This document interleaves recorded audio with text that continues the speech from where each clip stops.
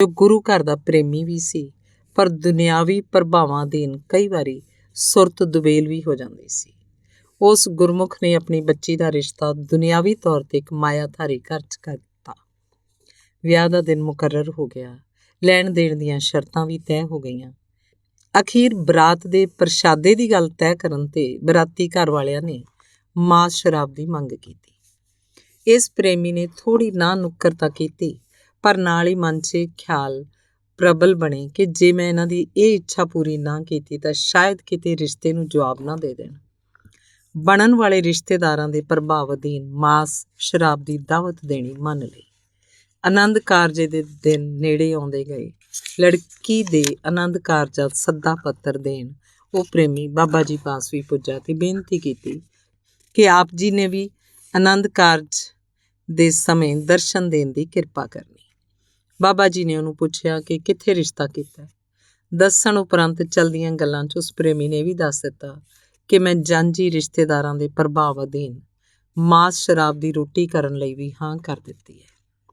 ਬਾਬਾ ਜੀ ਉਸ ਪ੍ਰੇਮੀ ਦੀ ਸਾਰੀ ਗੱਲਬਾਤ ਸੁਣ ਕੇ ਇੱਕ ਠੰਡਾ ਜਿਹਾ ਸਾਹ ਲੈ ਕੇ ਉਹਨੂੰ ਕਹਿਣ ਲੱਗੇ, ਭਲਿਆ ਲੋਕਾ, ਆਪਣੀ ਸੁਰਤ ਨੂੰ ਦੁਬੇਲ ਕਰਕੇ ਕੁੜਮਾਂ ਦੇ ਦੁਨਿਆਵੀ ਪ੍ਰਭਾਵ ਅਧੀਨ ਗੁਰੂ ਨੂੰ ਪਿੱਠ ਦੇਣੀ ਤੇ ਨਾ ਕਰਨ ਯੋਗ ਕਰਮ ਨੂੰ ਕਰਨਾ ਇਹ ਬਹੁਤ ਮਾੜਾ ਹੈ। ਇਸ ਤਰ੍ਹਾਂ ਗੁਰੂ ਦੀ ਨਾਰਾਜ਼ਗੀ ਲੈ ਕੇ ਅਸੀਂ ਕੀ ਖੱਟਾਂਗੇ। ਬੱਚੀਆਂ ਦੇ ਵਿਆਹ ਕਰਨੇ ਨੂੰ ਸਿਆਣੇ ਲੋਕ ਬਹੁਤ ਵੱਡਾ ਦਾਨ ਪੁੰਨ ਕਰਨਾ ਸਮਝਦੇ ਆ। ਇੱਕ ਪਾਸੇ ਤੁਸੀਂ ਪੁੰਨ ਕਰਨਾ ਹੈ, ਦੂਜੇ ਪਾਸੇ ਪਤਾ ਨਹੀਂ ਕਿੰਨੇ ਕੁ ਜੀਵਾਂ ਦੀ ਹੱਤਿਆ ਹੋਣੀ ਹੈ, ਤੇ ਉਹ ਵੀ ਥੋੜ੍ਹੇ ਚਿਰ ਜੀਭ ਦੇ ਸਵਾਦ ਦੀ ਖਾਤਰ। ਬਾਬਾ ਕਬੀਰ ਜੀ ਦਾ ਬਚਨ ਤੂੰ ਨਹੀਂ ਪੜ੍ਹਿਆ? ਕਬੀਰ ਜ਼ੋਰ ਕੀਆ ਸੋ ਜ਼ੁਲਮ ਹੈ, ਲੈ ਜਵਾਬ ਖੁਦਾਏ, ਦਫ਼ਤਰ ਲੇਖਾ ਨੀਕਸੈ, ਮਾਰ ਮੋਹੈ ਮੋਹ ਖਾਏ। ਵਿਆਹ ਉਪਰੰਤ ਲੜਕੀ ਤਾਂ ਆਪਣੇ ਘਰ ਚਲੀ ਜਾਏਗੀ, ਪਰ ਇੰਨੇ ਜੀਵਾਂ ਦੀ ਹੱਤਿਆ ਦਾ ਕੌਣ ਭਾਗੀ ਬਣੇਗਾ? ਯਾਦ ਰੱਖਣਾ, ਇਹਨਾਂ ਜੀਵਾਂ ਦੀ ਹੱਤਿਆ ਦਾ ਲੇਖਾ ਇੱਥੇ ਤੇ ਅੱਗੇ ਤੈਨੂੰ ਹੀ ਦੇਣਾ ਪੈਣਾ ਹੈ। ਜੇ ਤੁਹਾਡੀ ਬੀਬਾ ਦਾ ਦਾਣਾ ਪਾਣੀ ਉਸ ਘਰ 'ਚ ਹੈ ਤਾਂ ਉਹ ਸ਼ੋਨੀ ਉਸ ਘਰ 'ਚ ਖਾਣਾ ਹੈ। ਮਾਸ ਸ਼ਰਾਬ ਦੀਆਂ ਦਾਵਤਾਂ ਦੇਣ ਨਾਲ ਦਾਣਾ ਪਾਣੀ ਵੱਧਦਾ ਨਹੀਂ ਜਾਣਾ, ਤੇ ਨਾ ਦੇਣ ਨਾਲ ਉਹਦਾ ਸੰਬੰਧ ਖਤਮ ਨਹੀਂ ਹੋ ਜਾਣਾ। ਤੇ ਜੇ ਤੁਸੀਂ ਗੁਰਸਿੱਖ ਅੰਮ੍ਰਿਤ ਛਕ ਕੇ ਇਹੋ ਜਿਹੇ ਮਨਮੁਖਤਾਈ ਦੇ ਕਰਮ ਕਰਨ ਲੱਗ ਪਏ ਤਾਂ ਬਾਕੀ ਕਿਹੜੇ ਖੂਹ ਖਾਤੇ 'ਚ ਡਿੱਗਣਗੇ। ਗੁਰਸਿੱਖ ਨੂੰ ਆਪਣੇ ਅਸੂਲ ਦਾ ਤਿਆਗ ਨਹੀਂ ਕਰਨਾ ਚਾਹੀਦਾ। ਜੋ ਅਸੂਲ ਦਾ ਤਿਆਗ ਕਰ ਦਿੰਦਾ ਹੈ ਉਹਦੇ ਪੱਲੇ ਲੋਕ ਪਰਲੋਕ ਦੇ ਧੱਕੇ ਹੀ ਪੈਂਦੇ ਆ। ਤੇ ਜੇ ਤੁਸੀਂ ਗੁਰਸਿੱਖ ਸੱਜ ਕੇ ਇਹੋ ਜਿਹੇ ਕਰਮ ਕਰੋਗੇ ਤੇ ਬਾਕੀਆਂ ਨੂੰ ਕਿਸ ਮੂੰਹ ਨਾਲ ਅਸੀਂ ਇਹਨਾਂ ਮਾੜੇ ਕਰਮਾਂ ਤੋਂ ਬਚਣ ਲਈ ਕਹਿ ਸਕਦੇ ਹਾਂ? ਕਹਿ ਉਹੀ ਸਕਦਾ ਹੈ ਜੋ ਆਪ ਅਮਲੀ ਜੀਵਨ ਦਾ ਧਾਰਨੀ ਹੈ, ਜੋ ਦਿਖਾਵੇ ਵਿੱਚ ਹੋਰ ਹੈ ਤੇ ਕਰਨੀ ਵਿੱਚ ਕੁਝ ਹੋਰ ਹੈ। ਉਹ ਗੁਰੂ ਦਰ ਪ੍ਰਵਾਨ ਨਹੀਂ। ਸੋ ਅਜੇ ਵੀ ਸਮਾਂ ਵਿਚਾਰ ਕਰ ਲਓ। ਗੁਰੂ ਹੁਕਮ ਨੂੰ ਵਿਚਾਰੋ। ਜਿਨ ਮਨ ਹੋਰ ਮੁਖ ਹੋਰ ਸੇ ਕਾਂਡੇ, ਕਾਂਡੇ ਕੱਚਿਆ।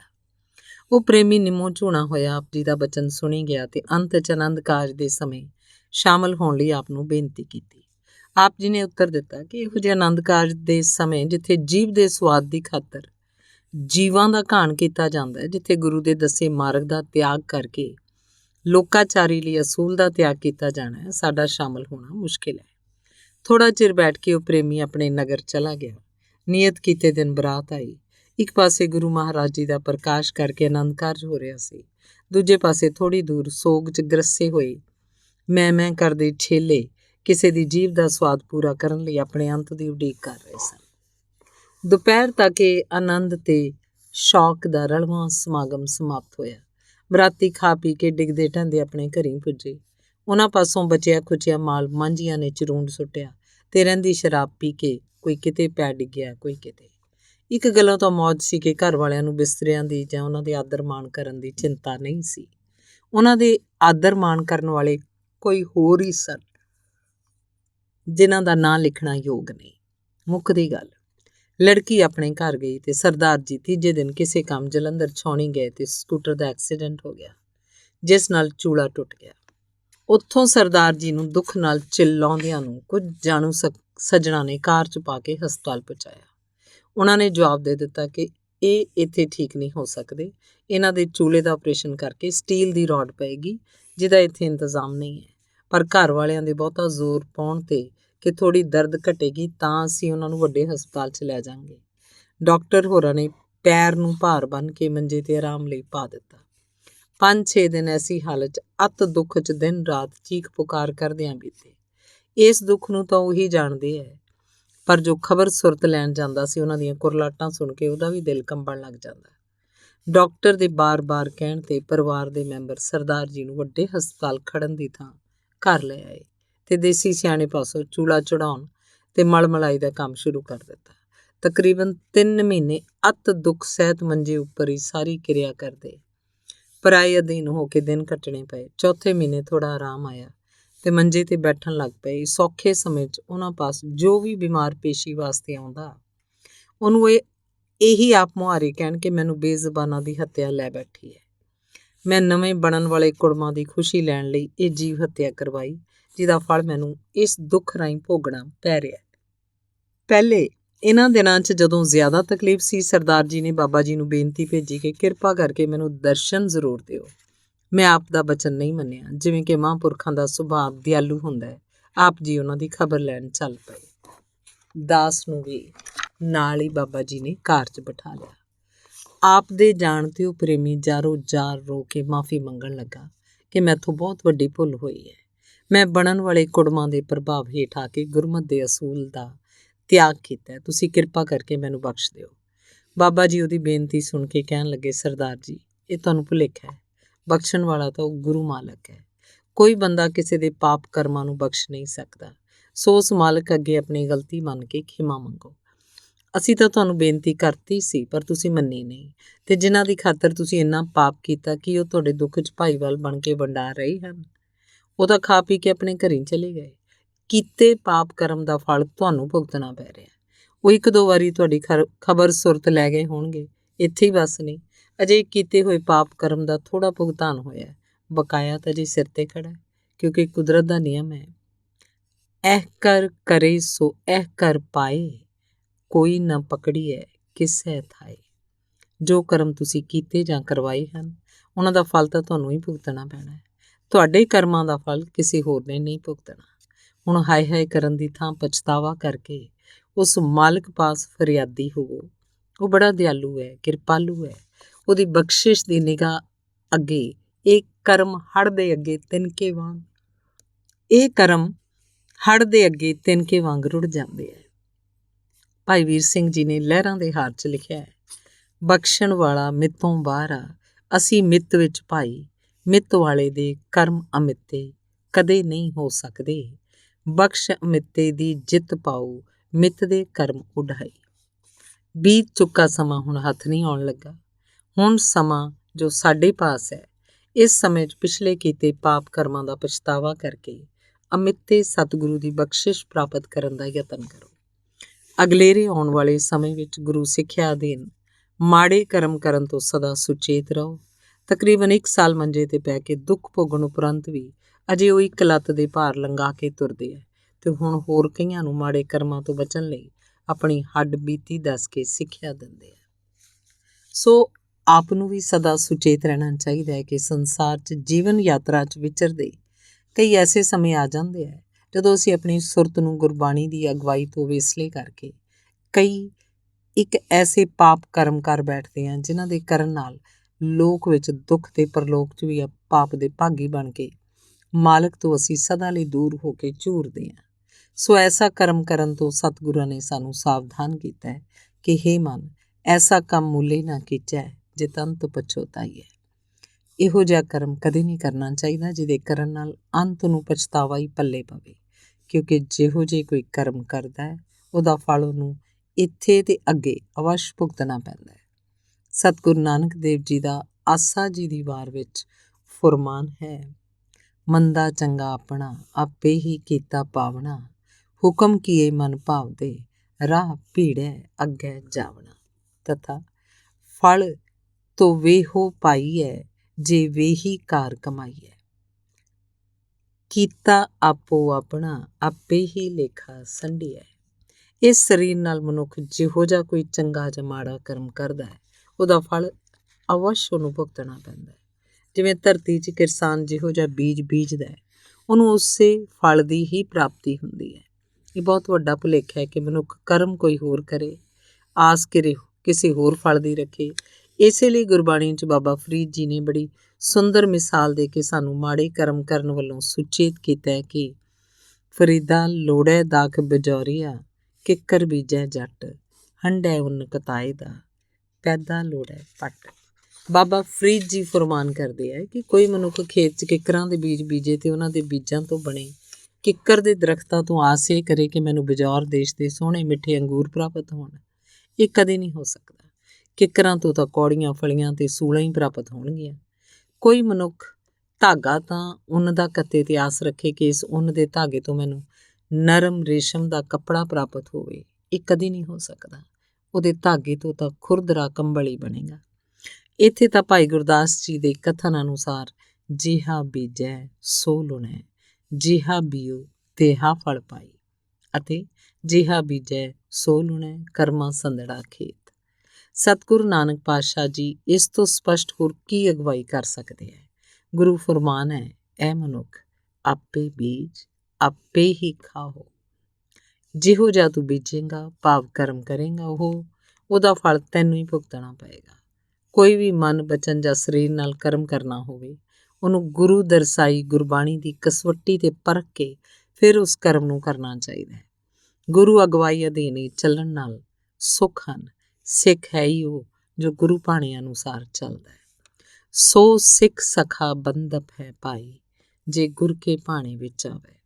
ਸੋ ਗੁਰੂ ਜੀ ਦੀ ਅਗਵਾਈ ਨੂੰ ਨਜ਼ਰੋਂ ਪਰੋਖੇ ਕਰਕੇ ਮਨ ਦੇ ਅਧੀਨ ਚੱਲਦਾ ਉਹ ਪ੍ਰਾਣੀ ਗੁਰੂ ਤੋਂ ਦੂਰ ਹੋ ਕੇ ਅਨੇਕ ਪ੍ਰਕਾਰ ਦੇ ਦੁੱਖਾਂ ਨੂੰ ਭੋਗਦਾ ਹੈ। ਆਪਣੇ ਭਾਣੇ ਜੋ ਚੱਲੇ ਭਾਈ, ਵਿਛੜ ਚੋਟਾ ਖਾਵੇ। ਅਗਲਾ ਲੇਖ ਹੈ, ਜੋ ਜੈਸੀ ਸੰਗਤ ਮਿਲੈ ਸੋ ਤੈਸੋ ਫਲ ਖਾਏ। ਤਕਰੀਬਨ 1970 ਈਸਵੀ ਦੇ ਨੇੜੇ ਦੀ ਗੱਲ ਹੈ। ਇੱਕ ਬੀਬੀ ਜੋਗਿੰਦਰ ਕੌਰ ਬਾਬਾ ਜੀ ਪਾਸ ਆਈ ਤੇ ਬੇਨਤੀ ਕੀਤੀ ਕਿ ਮੇਰਾ ਪੇਕਾ ਪਿੰਡ ਪਹਾੜ ਵਿੱਚ ਰਾਮ ਟਟਵਾਲੀ ਨਜ਼ਦੀਕ ਟੁਲਵਾਹਾ ਹੈ ਤੇ ਮੇਰੇ ਸਹੁਰੇ ਪਿੰਡ ਗੋਂਦਪੁਰ ਵਿੱਚ ਹਨ। ਮੇਰਾ ਇੱਕ ਛੋਟਾ ਭਰਾ ਜਿਹਨੂੰ ਨਾ ਤਾਂ ਕੰਨਾਂ ਤੋਂ ਸੁਣਦਾ ਹੈ, ਨਾ ਹੀ ਉਹ ਚੰਗੀ ਤਰ੍ਹਾਂ ਬੋਲ ਕੇ ਆਪਣੀ ਗੱਲ ਕਿਸੇ ਨੂੰ ਸਮਝਾ ਸਕਦਾ ਹੈ। ਉਹਦੀਆਂ ਲੱਤਾਂ ਵੀ ਵਿੰਗੀਆਂ, ਦਰਦਾਂ ਆਦਿ ਤਕਲੀਫ ਕਾਰਨ ਉਹ ਚੰਗੀ ਤਰ੍ਹਾਂ ਚੱਲ ਵੀ ਨਹੀਂ ਸਕਦਾ। ਉਂਝ ਦਿਮਾਗੀ ਤੌਰ 'ਤੇ ਵੀ ਸਿੱਧੇ ਸਾਦੇ ਸੁਭਾਅ ਦਾ ਮਾਲਕ ਹੈ। ਜਦੋਂ ਮੈਂ ਘਰ 'ਚ ਸੀ ਤਾਂ ਉਹਦੀ ਥੋੜ੍ਹੀ ਬਹੁਤ ਸੇਵਾ ਮੈਂ ਆਪ ਕਰਦੀ ਸੀ। ਮੇਰੇ ਮਾਤਾ ਜੀ ਵੀ ਬਹੁਤ ਹੀ ਸਿੱਧੇ ਹਨ, ਮਸਾਂ ਆਪਣੀ ਕਿਰਿਆ ਹੀ ਸਾਂਭ ਸਕਦੇ ਹੈ। ਇੱਕ ਮੈਥੋਂ ਛੋਟਾ ਭਾਈ ਸ਼ੰਕਰ ਸਿੰਘ ਲੁਧਿਆਣੇ ਕਾਰੋਬਾਰ ਕਰਦਾ ਹੈ, ਜਿਸ ਕਾਰਨ ਉਹ ਵੀ ਜਲਦੀ ਨਹੀਂ ਆ ਸਕਦਾ ਤੇ ਸ਼ਹਿਰ ਵਿੱਚ ਇਹੋ ਜਿਹੇ ਸਿੱਧੇ ਸਧਾਰਨ ਬੰਦੇ ਦਾ ਰਹਿਣਾ ਵੀ ਕਠਿਨ ਹੈ। ਦੂਸਰੇ ਬਾਬਾ ਜੀ ਸਭ ਸੰਸਾਰ, ਭਾਵੇਂ ਕੋਈ ਭਰਾ ਹੈ ਜਾਂ ਭੈਣ ਜਾਂ ਕੋਈ ਹੋਰ ਰਿਸ਼ਤੇਦਾਰ, ਸਭ ਚਲਦੀਆਂ ਦੇ ਚਾਲੂ ਹੈ। ਮੈਂ ਕਈਆਂ ਦਿਨਾਂ ਦੀ ਸੋਚ ਉਪਰੰਤ ਅੱਜ ਆਪ ਜੀ ਦੇ ਚਰਨਾਂ 'ਚ ਪੁੱਜੀ ਹਾਂ ਕਿ ਜੇ ਆਪ ਜੀ ਆਗਿਆ ਦਿਓ ਤਾਂ ਮੈਂ ਉਹਨੂੰ ਆਪ ਜੀ ਪਾਸ ਗੁਰਦੁਆਰੇ ਲੈ ਆਵਾਂ। ਇੱਥੇ ਆਉਣ ਨਾਲ ਉਹ ਢਿੱਡ ਭਰ ਕੇ ਰੋਟੀ ਤਾਂ ਖਾਏਗਾ, ਦੂਸਰੇ ਮੈਂ ਵੀ ਦੂਜੇ ਚੌਥੇ ਉਹਦੀ ਸੁਰਤ ਖਬਰ ਲੈਂਦੀ ਰਹਾਂਗੀ। ਬਾਬਾ ਜੀ ਜੋਗਿੰਦਰ ਕੌਰ ਦੀ ਗੱਲ ਸੁਣ ਕੇ ਪੁੱਛਣ ਲੱਗੇ, ਬੀਬੀ ਉਹਦੀ ਕਿੰਨੀ ਕੁ ਉਮਰ ਹੈ ਤੇ ਉਹਦਾ ਨਾਂ ਕੀ ਹੈ? ਬੀਬੀ ਨੇ ਉੱਤਰ ਦਿੱਤਾ, ਬਾਬਾ ਜੀ ਉਹਦੀ ਉਮਰ ਕੋਈ 40 ਕੁ ਸਾਲ ਦੀ ਹੈ ਤੇ ਉਹਨੂੰ ਸਾਧੂ ਸਾਧੂ ਕਰਕੇ ਆਵਾਜ਼ ਮਾਰੀ ਦੀ ਹੈ। ਆਪ ਜੀ ਬੀਬੀ ਨੂੰ ਕਹਿਣ ਲੱਗੇ, ਨਾਂ ਤਾਂ ਬੜਾ ਸੋਹਣਾ ਰੱਖਿਆ। ਤੇ ਦੂਸਰੇ ਬੀਬੀ, ਗੁਰੂ ਘਰ ਤਾਂ ਨਿਮਾਣਿਆਂ ਦਾ ਮਾਣ, ਨਿਤਾਣਿਆਂ ਦਾ ਤਾਣ, ਨਿਆਸਰਿਆਂ ਦਾ ਆਸਰਾ ਹੈ। ਜੇ ਇਸ ਘਰ ਵੀ ਬੇਸਹਾਰੇ ਨੂੰ ਸਹਾਰਾ ਨਾ ਮਿਲਿਆ ਤਾਂ ਫਿਰ ਹੋਰ ਕਿਹੜਾ ਦਰ ਹੈ ਜਿੱਥੇ ਕਿਸੇ ਆਸਰੇ ਨੇ ਆਸਰਾ ਭਾਲਣਾ। ਤੁਸੀਂ ਨਿਸ਼ਚਿੰਤ ਹੋ ਕੇ ਉਹਨੂੰ ਲੈ ਆਓ, ਸਾਡੇ ਪਾਸੋਂ ਜਿੰਨੀ ਸੇਵਾ ਹੋ ਸਕੇਗੀ ਅਸੀਂ ਕਰਾਂਗੇ। ਬਾਬਾ ਜੀ ਦਾ ਬਚਨ ਸੁਣ ਕੇ ਬੀਬੀ ਅਗਲੇ ਦਿਨ ਹੀ ਆਪਣੇ ਪੇਕੇ ਪਿੰਡ ਰਾਮ ਟਟਵਾਲੀ ਗਈ ਤੇ ਇੱਕ ਖੱਚਰ ਵਾਲੇ ਰੇੜੇ ਤੇ ਬਿਠਾ ਕੇ ਸਾਧੂ ਸਿੰਘ ਨੂੰ ਲੈ ਆਈ ਤੇ ਬਾਬਾ ਜੀ ਦੇ ਹਵਾਲੇ ਆ ਕੀਤਾ। ਬਾਬਾ ਜੀ ਨੇ ਸਾਧੂ ਸਿੰਘ ਨੂੰ ਸਹਾਰੇ ਨਾਲ ਤੁਰੇ ਆਉਂਦੇ ਨੂੰ ਵੇਖ ਕੇ ਕਿਹਾ, ਕਿਉਂ ਭਲਿਆ ਲੋਕਾ ਆ ਗਿਆ ਹੈ? ਜਲ ਪਾਣੀ ਪ੍ਰਸ਼ਾਦਾ ਛਕਾਇਆ ਤੇ ਜਦ 8 ਕੁ ਪ੍ਰਸ਼ਾਦੇ ਸਾਧੂ ਸਿੰਘ ਨੇ ਛਕ ਲਏ ਤਾਂ ਭਾਈ ਅਮਰ ਸਿੰਘ ਜੀ ਜੋ ਲੰਗਰ ਦੀ ਸੇਵਾ ਕਰਦੇ ਸਨ ਨੇ ਬਾਬਾ ਜੀ ਨੂੰ ਪੁੱਛਿਆ ਕਿ ਬਾਬਾ ਜੀ ਇਹ ਮਸਤਾਨਾ ਤਾਂ ਪ੍ਰਸ਼ਾਦੇ ਛਕੀ ਜਾ ਰਿਹਾ, ਜਿੰਨੇ ਮੈਂ ਦਿੰਨਾ ਉਨੇ ਅੰਦਰ ਸੁੱਟੀ ਜਾਂਦਾ ਹੈ। 8 ਪ੍ਰਸ਼ਾਦੇ ਛਕ ਲੈ, ਕਿਤੇ ਬਿਮਾਰੀ ਨਾ ਹੋ ਜਾਏ। ਬਾਬਾ ਜੀ ਕਹਿਣ ਲੱਗੇ, ਕੋਈ ਗੱਲ ਨਹੀਂ, ਜਿੰਨੇ ਮੰਗਦਾ ਦੇਈ ਚੱਲ। ਤੇ ਜੇ ਗੁਰੂ ਘਰ ਆ ਕੇ ਵੀ ਤ੍ਰਿਪਤੀ ਨਾ ਹੋਈ ਫਿਰ ਕਿੱਥੇ ਹੋਏਗੀ? ਇੱਕ ਵਾਰੀ ਉਹਦੀ ਨਿਸ਼ਾ ਕਰਵਾ ਦੇ, ਮਗਰੋਂ ਜੋ ਹੋਇਆ ਦੇਖ ਲਾਂਗੇ। ਖੈਰ ਭਾਈ ਸਾਧੂ ਨੇ 4 ਕੁ ਹੋਰ ਪ੍ਰਸ਼ਾਦੇ ਛਕ ਕੇ ਹੱਥ ਖੜੇ ਕਰ ਦਿੱਤੇ ਤੇ ਬਹੁਤ ਪ੍ਰਸੰਨ ਹੋਇਆ। ਭਾਈ ਸਾਧੂ ਦੀ ਭੈਣ ਥੋੜ੍ਹਾ ਚਿਰ ਬੈਠ ਕੇ ਆਪਣੇ ਪਿੰਡ ਚਲੀ ਗਈ। ਬਾਬਾ ਜੀ ਨੇ ਹਰ ਰੋਜ਼ ਨਿਤਨੇਮ ਵੇਲੇ ਸ੍ਰੀ ਸੁਖਮਨੀ ਸਾਹਿਬ ਦੇ ਪਾਠ ਕਰਨ ਸਮੇਂ ਉਚੇਚਾ ਸਿੰਘ ਨੂੰ ਭੇਜ ਕੇ ਭਾਈ ਸਾਧੂ ਨੂੰ ਕੋਲ ਬਿਠਾ ਲੈਣਾ। ਉਹਨੂੰ ਪਾਠ ਸੁਣੇ ਜਾਂ ਨਾ ਉਨਾ ਚਿਰ ਉਹਨੇ ਕੋਲ ਬੈਠੇ ਰਹਿਣਾ। ਕੁਝ ਦਿਨਾਂ ਬਾਅਦ ਬਾਬਾ ਜੀ ਨੇ ਉਹਨੂੰ ਆਪਣੇ ਪਾਸੋਂ ਇੱਕ ਮਾਲਾ ਦੇ ਦਿੱਤੀ ਤੇ ਕੰਨ ਵਿੱਚ ਜ਼ੋਰ ਨਾਲ ਕਿਹਾ ਕਿ ਸਾਧੂ, ਜਿੰਨਾ ਚਿਰ ਪਾਠ ਸਮੇਂ ਸਾਡੇ ਕੋਲ ਬੈਠਦਾ ਹੈ, ਵਾਹਿਗੁਰੂ ਵਾਹਿਗੁਰੂ ਕਰੀ ਜਾਇਆ ਕਰ। ਤੇ ਮਾਲਾ ਦਾ ਮਣਕਾ ਫੇਰਨ ਦਾ ਢੰਗ ਵੀ ਦੱਸ ਦਿੱਤਾ ਕਿ ਵਾਹਿਗੁਰੂ ਕਹਿ ਕੇ ਅਗਲਾ ਮਣਕਾ ਫੜ ਲਿਆ ਕਰ ਤੇ ਮੁੜ ਪੁੱਛਿਆ ਕਿ ਪਤਾ ਲੱਗ ਗਿਆ। ਸਾਧੂ ਨੇ ਸਿਰ ਹਿਲਾ ਕੇ ਹਾਂ 'ਚ ਉੱਤਰ ਦਿੱਤਾ। ਬਾਬਾ ਜੀ ਨੇ ਕਿਹਾ ਕਿ ਕਰਕੇ ਦੱਸ ਕਿੱਦਾਂ ਵਾਹਿਗੁਰੂ ਕਰੇਗਾ। ਭਾਈ ਸਾਧੂ ਨੇ ਵਾਧੂ ਵਾਧੂ ਕਹਿੰਦੇ ਹੋਏ ਸਾਰੀ ਮਾਲਾ ਫੇਰ ਲਈ। ਬਾਬਾ ਜੀ ਸਾਧੂ ਦੇ ਵਾਧੂ ਵਾਧੂ ਉਚਾਰਨ ਸੁਣ ਕੇ ਬੜੇ ਪ੍ਰਸੰਨ ਹੋਏ। ਕਹਿਣ ਲੱਗੇ ਬਸ ਗੱਲ ਬਣ ਗਈ। ਮੁੜ ਕੰਨ 'ਚ ਕਿਹਾ ਸਾਰਾ ਦਿਨ ਇਹ ਮਾਲਾ ਫੇਰੀ ਜਾਇਆ ਕਰ ਤੇ ਵਾਹਿਗੁਰੂ ਵਾਹਿਗੁਰੂ ਕਰੀ ਜਾਇਆ ਕਰ। 3-4 ਮਹੀਨੇ 'ਚ ਹੀ ਭਾਈ ਸਾਧੂ ਸਿੰਘ ਦੀ ਭੁੱਖ ਵੀ ਠੀਕ ਹੋ ਗਈ ਤੇ ਤੁਰਨ ਫਿਰਨ ਵੀ ਆਪੇ ਲੱਗ ਪਿਆ। ਜੋ ਬਹੁਤਾ ਉੱਚੀ ਸੁਣਦਾ ਸੀ, ਬੋਲਾਪਣ ਵੀ ਘਟਣਾ ਸ਼ੁਰੂ ਹੋ ਗਿਆ। ਪਹਿਲਾਂ ਨਾਲੋਂ ਗੱਲਾਂ ਵੀ ਸਾਫ਼ ਕਰਨ ਲੱਗ ਪਿਆ। ਭਾਈ ਸਾਧੂ ਜਿੱਥੇ ਪਹਿਲਾਂ ਵਾਧੂ ਵਾਧੂ ਕਹਿੰਦਾ ਸੀ, ਹੁਣ ਥੋੜ੍ਹੇ ਜਿਹੇ ਫਰਕ ਨਾਲ ਵਾਹਿਗੁਰੂ ਕਹਿਣ ਲੱਗ ਪਿਆ। ਤੇ ਜਦੋਂ ਚਿੱਤ ਮੰਨੇ ਰੰਬੇ ਨਾਲ ਘਾਹ ਖੋਤਣ ਲੱਗ ਜਾਏ, ਝਾੜੂ ਦੇਣ ਲੱਗ ਜਾਏ, ਗੁਰੂ ਪਾਤਸ਼ਾਹ ਨੇ ਐਸੀ ਮਿਹਰ ਕੀਤੀ ਕਿ 6 ਮਹੀਨੇ 'ਚ ਹੀ ਆਮ ਤਕੜੇ ਆਦਮੀ ਵਾਂਗ ਕਹੀ ਨਾਲ ਗੋਡੀ ਕਰਨ ਲੱਗ ਪਿਆ। ਤੇ ਜੇ ਕੋਈ ਮੰਜਾ ਟੁੱਟ ਭੱਜ ਜਾਏ, ਉਹਦੀ ਚੂਲ ਠੀਕ ਕਰ ਦੇਣੀ। ਕਿਉਂਕਿ ਮਿਸਤਰੀਆਂ ਦੇ ਘਰ ਦਾ ਜਨਮ ਸੀ, ਦੇਖਾ ਦੇਖੀ ਥੋੜ੍ਹਾ ਕੰਮ ਕਰਨਾ ਸਿੱਖ ਚੁੱਕਾ ਸੀ। ਕੰਮ ਕਰਦੇ ਵੀ ਵਾਹਿਗੁਰੂ ਵਾਹਿਗੁਰੂ ਕਹਿੰਦਾ ਰਹੇ। ਬਾਹਰੋਂ ਕੰਨਾਂ ਰਾਹੀਂ ਕੋਈ ਮਾੜੀ ਚੰਗੀ ਗੱਲ ਨਾ ਸੁਣਨੀ। ਸਰੀਰ ਨਾਲ ਨਿਸ਼ਕਾਮ ਹੋ ਕੇ ਸੇਵਾ ਕਰੀ ਜਾਣੀ। ਰਸਨਾ ਨਾਲ ਨਾਮ ਜਪੀ ਜਾਣਾ। ਐਸੀ ਲਗਨ ਲੱਗੀ ਕਿ ਸਵੇਰੇ ਪ੍ਰਸ਼ਾਦਾ ਛਕ ਕੇ ਕਹੀ ਰੰਬਾ ਦਾਤਰੀ ਲੈ ਗੁਰਦੁਆਰੇ ਦੇ ਆਲੇ ਦੁਆਲੇ ਦੇ ਨਾਲ ਦੇ ਖੇਤ 'ਚ ਸਬਜ਼ੀ ਗੋਡਣ, ਘਾਹ ਖੋਤਣ ਦੀ ਸੇਵਾ ਕਰਦੇ ਰਹਿਣਾ। ਤੇ ਜਦੋਂ ਭੁੱਖ ਲੱਗਣੀ ਆ ਕੇ ਪ੍ਰਸ਼ਾਦਾ ਛਕ ਜਾਣਾ ਤੇ ਸਾਰਾ ਦਿਨ ਸੇਵਾ ਕਰਦਿਆਂ ਬਤੀਤ ਕਰਨਾ ਤੇ ਕੰਮ ਕਰਦੇ ਵੀ ਵਾਹਿਗੁਰੂ ਗੁਰੂ ਮੰਤਰ ਦਾ ਜਾਪ ਜੋ ਬਾਬਾ ਜੀ ਨੇ ਦੱਸਿਆ ਸੀ ਕਰਦੇ ਰਹਿਣਾ। ਤੇ ਸਵੇਰੇ ਸ਼ਾਮ ਨਿਤਨੇਮ ਭਾਵੇਂ ਸੁਣੇ ਜਾਂ ਨਾ, ਨੇਮ ਨਾਲ ਪੂਰੀ ਹਾਜ਼ਰੀ ਭਰਨੀ। ਤੇ ਬਾਬਾ ਜੀ ਨੇ ਭਾਈ ਸਾਧੂ ਦੀ ਸੇਵਾ ਲਗਨ ਵੇਖ ਕੇ ਦੂਸਰੇ ਸਾਲ ਉਹਨੂੰ 5 ਪਿਆਰਿਆਂ ਪਾਸੋਂ ਅੰਮ੍ਰਿਤ ਦੀ ਦਾਤ ਬਖਸ਼ਿਸ਼ ਕਰਵਾ ਦਿੱਤੀ ਤੇ ਭਾਈ ਸਾਧੂ ਹੁਣ ਸਾਧੂ ਸਿੰਘ ਬਣ ਗਿਆ। ਭਾਈ ਸਾਧੂ ਸਿੰਘ ਜੋ ਬੇਸਹਾਰਾ ਸੀ, ਗੁਰੂ ਦਾ ਆਸਰਾ ਲੈ ਕੇ ਗੁਰਬਾਣੀ ਤੇ ਸੇਵਾ ਸਿਮਰਨ ਦੀ ਬਰਕਤ ਨਾਲ ਆਪਣੇ ਆਸ਼ਰਤ ਹੋ ਗਿਆ। ਕੇਵਲ ਆਪਣੇ ਆਸ਼ਰਤ ਹੀ ਨਹੀਂ, ਸੇਵਾ ਕਰਕੇ ਹੋਰ ਕਈਆਂ ਨੂੰ ਸੁੱਖ ਪਹੁੰਚਾਉਂਦਾ। ਖੇਤਾਂ 'ਚ ਸਬਜ਼ੀ ਲਾ ਕੇ ਉਹਦੀ ਪੂਰੀ ਸਾਂਭ ਸੰਭਾਲ ਕਰਦਾ। ਲੰਗਰ 'ਚ ਸਮੇਂ ਦੀ ਸਬਜ਼ੀ ਦੀ ਤੋਟ ਨਾ ਆਉਣ ਦਿੰਦਾ। ਮੈਂ ਹੋਰ ਵਿਸਥਾਰ 'ਚ ਨਾ ਜਾਵਾਂ। ਅੰਮ੍ਰਿਤ ਛਕਣ ਉਪਰੰਤ ਸਤਿਗੁਰੂ ਜੀ ਨੇ ਹੋਰ ਬਖਸ਼ਿਸ਼ ਕਰ ਦਿੱਤੀ। ਜਿੱਥੇ ਦਿਨੇ ਕੰਮਕਾਰ ਕਰਦਿਆਂ ਗੁਰਮੰਤਰ ਦਾ ਜਾਪ ਕਰਦਾ ਰਹਿੰਦਾ ਸੀ, ਹੁਣ ਰਾਤ ਨੂੰ ਘੂਕ ਸੁੱਤਾ ਪਿਆ ਵੀ ਜ਼ਬਾਨ ਨਾਲ ਉੱਚੀ ਉੱਚੀ ਵਾਹਿਗੁਰੂ ਵਾਹਿਗੁਰੂ ਕਰਨ ਲੱਗ ਪਿਆ। ਕਈ ਵਾਰੀ ਅਸੀਂ ਇਕੱਠੇ ਹੋ ਕੇ ਉਹਦੇ ਮੰਜੇ 'ਤੇ ਲਾਗੇ 15-20 ਮਿੰਟ ਲਗਾਤਾਰ ਖਲੋ ਸਿਮਰਨ ਆਪ ਕੰਨੀ ਸੁਣਿਆ। ਤਕਰੀਬਨ ਸੌਣ ਲੱਗੇ ਉਹਨੇ ਮਾਲਾ ਨਾਲ ਵਾਹਿਗੁਰੂ ਦਾ ਸਿਮਰਨ ਕਰਨਾ ਤੇ ਕਰਦੇ ਕਰਦੇ ਜਦੋਂ ਨੀਂਦ ਆ ਜਾਣੀ ਤਾਂ ਸੁੱਤੇ ਹੀ ਉੱਚੀ ਉੱਚੀ ਜਾਗਦਿਆਂ ਦੀ ਤਰ੍ਹਾਂ ਸਿਮਰਨ ਕਰੀ ਜਾਣਾ। ਅਸੀਂ ਬਾਬਾ ਜੀ ਨੂੰ ਦੱਸਿਆ ਕਿ ਸਾਧੂ ਸਿੰਘ ਇਸ ਤਰ੍ਹਾਂ ਕਿੰਨਾ ਚਿਰ ਸੁੱਤਾ ਪਿਆ ਵਾਹਿਗੁਰੂ ਵਾਹਿਗੁਰੂ ਦਾ ਸਿਮਰਨ ਕਰਦਾ ਰਹਿੰਦਾ। ਬਾਬਾ ਜੀ ਨੇ ਵੀ ਆਪ ਉਹਦੇ ਕੋਲ ਜਾ ਕੇ ਸਿਮਰਨ ਕਰਦੇ ਨੂੰ ਵੇਖਿਆ। ਸਾਨੂੰ ਵੀ ਪ੍ਰੇਰਨਾ ਦਿੱਤੀ ਕਿ ਸੱਚੇ ਦਿਲੋਂ ਨਿਸ਼ਕਾਮਤਾ ਨਾਲ ਪਰਮੇਸ਼ਰ ਵੱਲ ਲੱਗਣ ਦਾ ਫਲ ਹੈ। ਕਿਉਂਕਿ ਦਿਨੇ ਬਿਨਾਂ ਕਿਸੇ ਲੋਭ ਲਾਲਚ ਤੋਂ ਸੇਵਾ ਕਰਦਾ ਹੈ ਤੇ ਨਾਲ ਰਸਨਾ ਨਾਲ ਸਿਮਰਨ ਕਰਦਾ ਹੈ। ਸਵੇਰੇ ਸ਼ਾਮ ਨਿਤਨੇਮ ਦੀ ਹਾਜ਼ਰੀ ਵੀ ਪੂਰੀ ਭਰਦਾ ਹੈ। ਬਾਹਰੋਂ ਕੰਨਾਂ ਰਾਹੀਂ ਕਿਸੇ ਦੀ ਨਿੰਦਿਆ ਚੁਗਲੀ ਨਹੀਂ ਸੁਣਦਾ, ਨਾ ਹੀ ਕਿਸੇ ਦੀ ਮਾੜੀ ਚੰਗੀ ਗੱਲ 'ਚ ਰਸਨਾ ਨਾਲ ਜਾਂ ਹੋਰ ਕਿਸੇ ਤਰੀਕੇ ਦਖਲ ਦਿੰਦਾ ਹੈ। ਇੱਕੋ ਲਗਨ ਜੋ ਸਿੱਧੇ ਜਿਹੇ ਮਨ ਵਿੱਚ ਘਰ ਕਰ ਗਈ ਹੈ, ਉਹਦਾ ਹੀ ਇਹ ਫਲ ਹੈ। ਇਹਦੇ ਮਨ 'ਚ ਸ਼ੰਕਾ ਨਹੀਂ ਕਿ ਸਿਮਰਨ ਕਿਉਂ ਕਰਨਾ ਹੈ, ਕਾਹਦੇ ਲਈ ਕਰਨਾ ਹੈ, ਇਹਦਾ ਕੀ ਫਲ ਮਿਲੇਗਾ। ਬਸ ਕਹਿ ਦਿੱਤਾ ਕਿ ਵਾਹਿਗੁਰੂ ਵਾਹਿਗੁਰੂ ਕਹਿਣਾ ਹੈ, ਤੇਰਾ ਇਸੇ 'ਚ ਹੀ ਭਲਾ ਹੈ। ਉਸ ਕਹੇ ਹੋਏ ਬਚਨ ਨੂੰ ਬਿਨਾਂ ਹੀਲ ਹੁੱਜਤ ਘੁੱਟ ਕੇ ਮਨ 'ਚ ਵਸਾ ਲਿਆ ਤੇ ਜਿਹਦਾ ਫਲ ਤੁਸੀਂ ਸਾਹਮਣੇ ਦੇਖ ਤੇ ਸੁਣ ਰਹੇ ਹੋ। ਹੁਣ ਕੋਈ ਕਸਰ ਤਾਂ ਨਹੀਂ।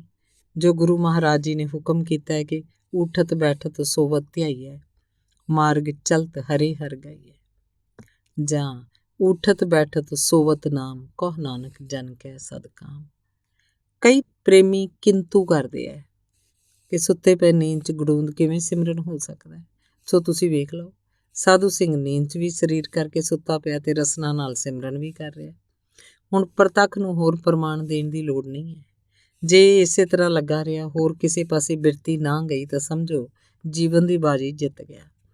ਨਾਮ ਸਿਮਰਨ ਦੀ ਬਰਕਤ ਨਾਲ ਸਾਰਾ ਸਰੀਰ ਅਰੋਗ ਹੋ ਗਿਆ। ਜ਼ਬਾਨ ਵੀ ਚੱਲ ਪਈ। ਕੰਨਾਂ ਨਾਲ ਜੋ ਬਹੁਤ ਉੱਚੀ ਸੁਣਦਾ ਸੀ, ਉਹ ਵੀ ਹੁਣ ਥੋੜ੍ਹੀ ਉੱਚੀ ਬੋਲਣ ਨਾਲ ਪੂਰਾ ਸਮਝਣ ਲੱਗ ਪਿਆ। ਸਮਾਂ ਬੀਤਦਾ ਗਿਆ। ਸਾਧੂ ਸਿੰਘ ਦੀ ਸੇਵਾ ਸਿਮਰਨ ਦੀ ਕਾਰ 'ਚ ਲੱਗਾ ਰਿਹਾ। ਨਾਮ ਨੇ ਹੋਰ ਆਪਣਾ ਰੰਗ ਚਾੜਿਆ।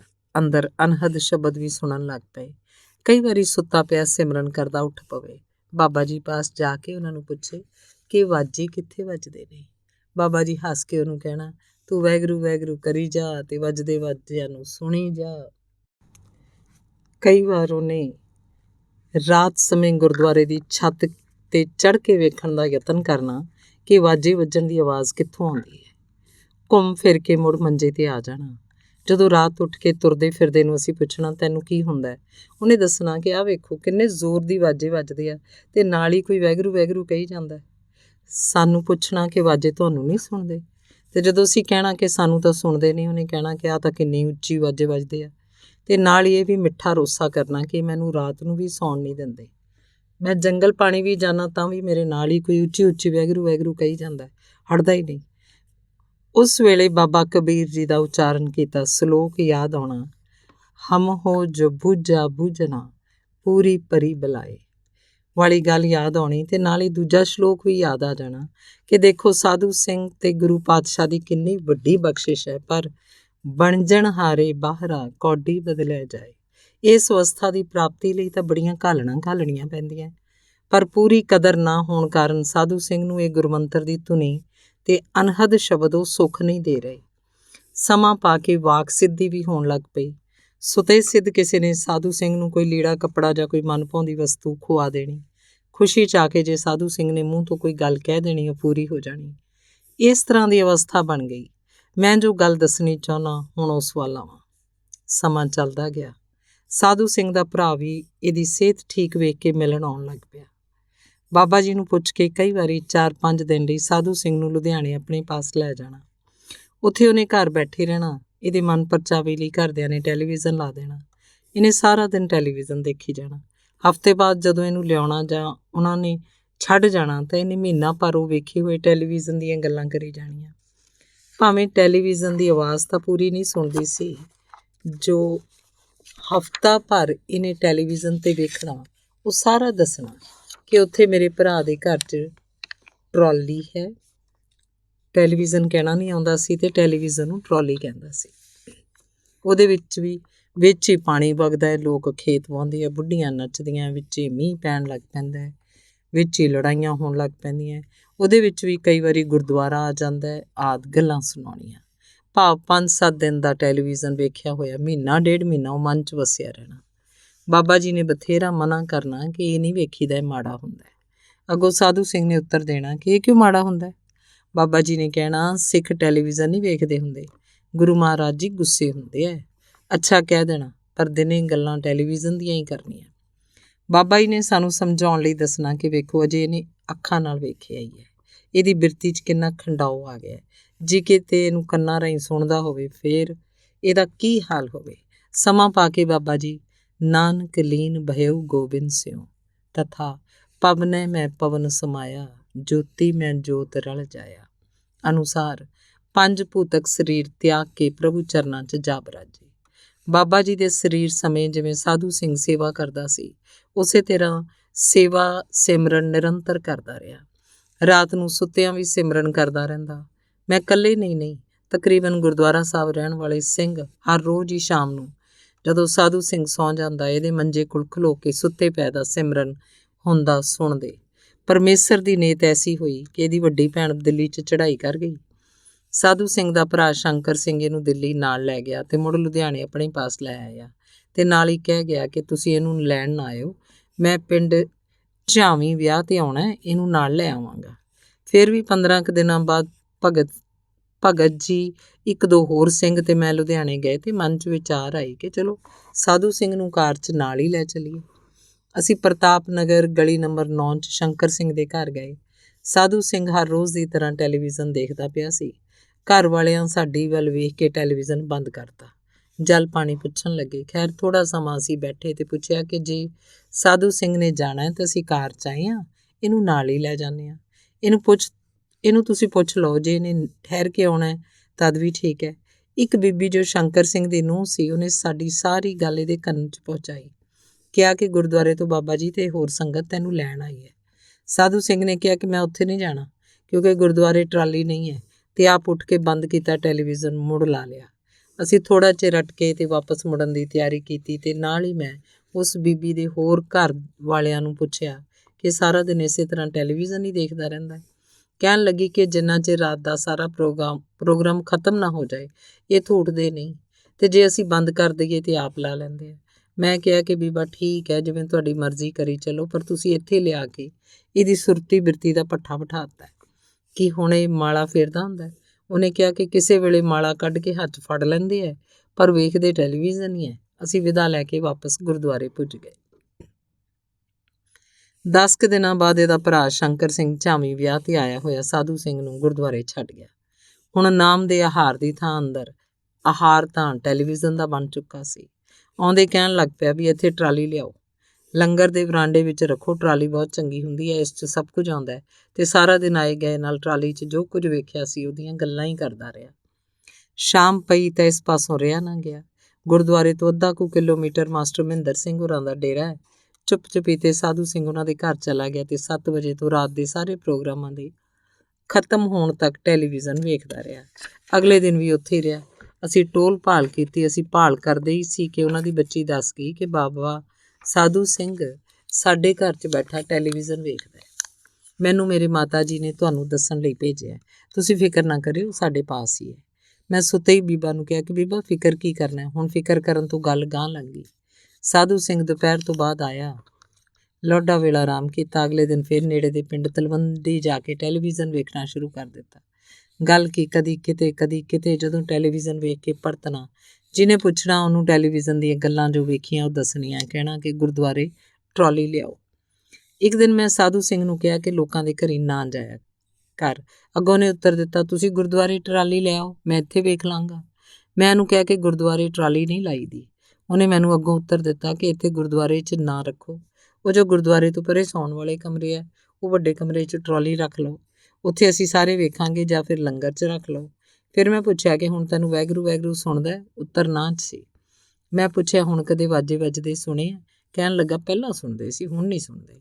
ਮੈਂ ਮਨ 'ਚ ਬੜਾ ਹੈਰਾਨ ਸੀ ਕਿ ਵੇਖੋ, ਇੱਕ ਪਾਸੇ 20 ਸਾਲ ਦੀ ਸੰਗਤ, ਸੇਵਾ ਸਿਮਰਨ ਦਾ ਫਲ, ਦਿਨ ਰਾਤ ਸਿਮਰਨ ਹੁੰਦਾ ਸੁਣਾਈ ਦੇਣਾ, ਅਨਹਦ ਸ਼ਬਦ ਦੀ ਅਵਸਥਾ ਤੱਕ ਪੁੱਜ ਜਾਣਾ, ਤੇ ਕਿੱਥੇ ਟਰਾਲੀ ਦੀ ਭੈੜੀ ਸੰਗਤ ਜੋ ਇਹਨੇ ਕੇਵਲ ਮਹੀਨੇ ਤੋਂ ਘੱਟ ਹੀ ਕੀਤੀ ਸੀ, ਸਾਰੇ ਪੁਰਾਣੇ ਚੰਗੇ ਸੰਸਕਾਰਾਂ ਦੇ ਉੱਪਰ ਹਾਵੀ ਹੋ ਬੈਠੀ ਹੈ। ਮਨ 'ਚ ਮਹਾਂਪੁਰਖਾਂ ਦਾ ਇੱਕ ਬਚਨ ਯਾਦ ਆਏ। ਉਹਨਾਂ ਦੇ ਬਚਨ 'ਚ ਕਿੰਨੀ ਵੱਡੀ ਸੱਚਾਈ ਲੁਕੀ ਹੋਈ ਹੁੰਦੀ ਸੀ।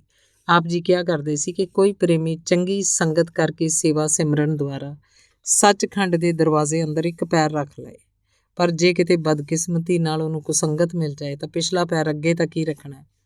ਪਹਿਲਾ ਸੱਚਖੰਡ 'ਚ ਰੱਖਿਆ ਹੋਇਆ ਪੈਰ ਕੁਸੰਗਤ ਪਿੱਛੇ ਖਿੱਚ ਲਿਆਉਂਦੀ ਹੈ। ਕੁਸੰਗਤ ਦਾ ਇੰਨਾ ਜਲਦੀ ਤੇ ਪ੍ਰਬਲ ਅਸਰ ਹੁੰਦਾ ਹੈ। ਤੇ ਦੂਜੇ ਪਾਸੇ ਮਨ 'ਚ ਇਹ ਵੀ ਵਿਚਾਰ ਆਉਂਦਾ ਸੀ ਕਿ ਸਾਧੂ ਸਿੰਘ ਨੇ ਤਾਂ 1 ਮਹੀਨੇ ਤੋਂ ਘੱਟ ਸਮਾਂ ਹੀ ਟੈਲੀਵਿਜ਼ਨ ਵੇਖਿਆ, ਤੇ ਜੋ ਸਾਲਾਂ ਬੱਧੀ ਇਹਦੇ ਸਨਮੁਖ ਬੈਠ ਕੇ ਇਹਦੀ ਹਾਜ਼ਰੀ ਭਰਦੇ ਹੈ, ਉਹਨਾਂ ਦਾ ਕੀ ਹਾਲ ਹੋਏਗਾ।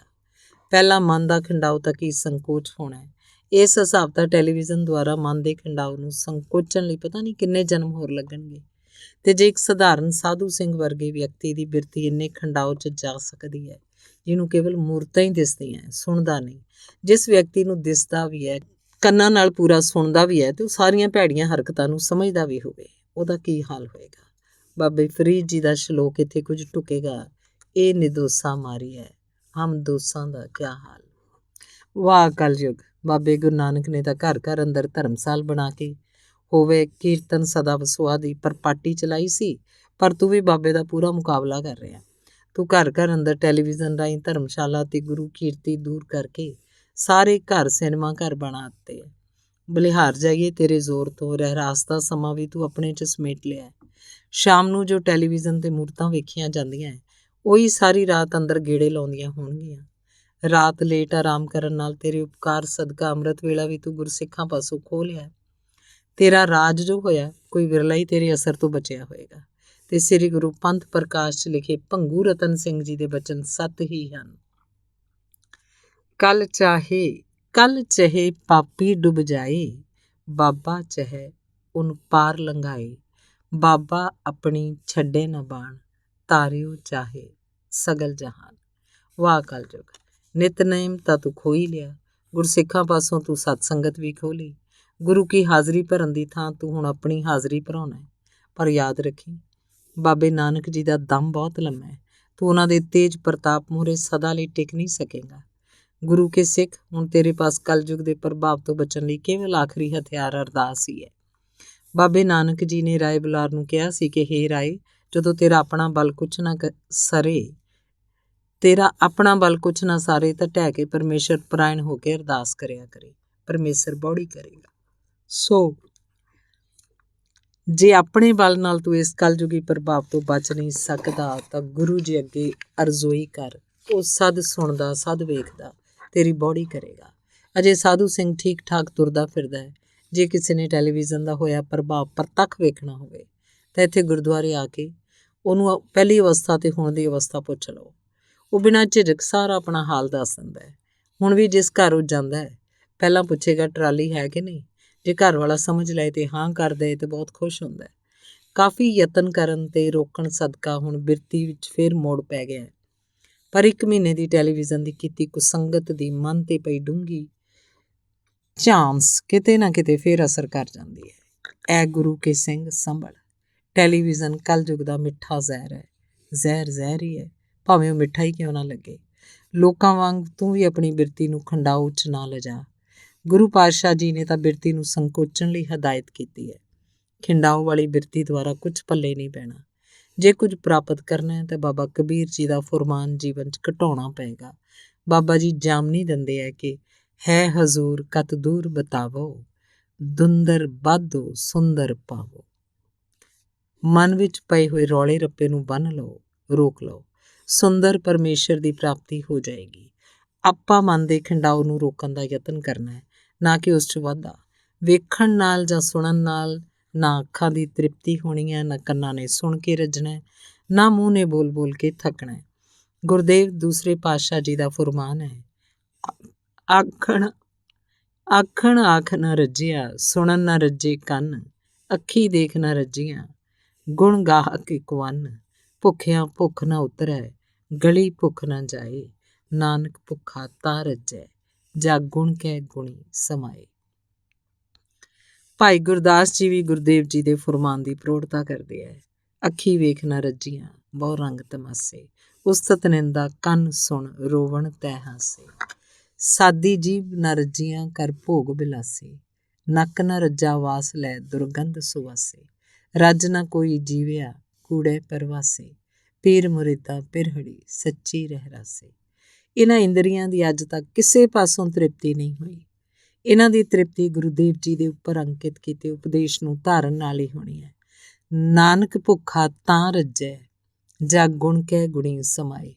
ਸਿੱਧੇ ਸਾਦੇ ਸਾਧੂ ਸੁਭਾਅ ਵਾਲੇ ਸਾਧੂ ਸਿੰਘ ਦੀ ਹੱਡ ਬੀਤੀ ਘਟਨਾ ਤੋਂ ਸਿੱਖਿਆ ਲਈਏ ਕਿ ਕਬੀਰ ਡੁੱਬੇ ਗੋ ਰੇ ਬਾਪੁਰੇ, ਬਹੁ ਲੋਗਨ ਕੀ ਕਾਨ, ਪਾਰ ਉਸੀ ਕੇ ਜੋ ਹੁਆ ਤੂੰ ਆਪਣੇ ਵੀ ਜਾਨ।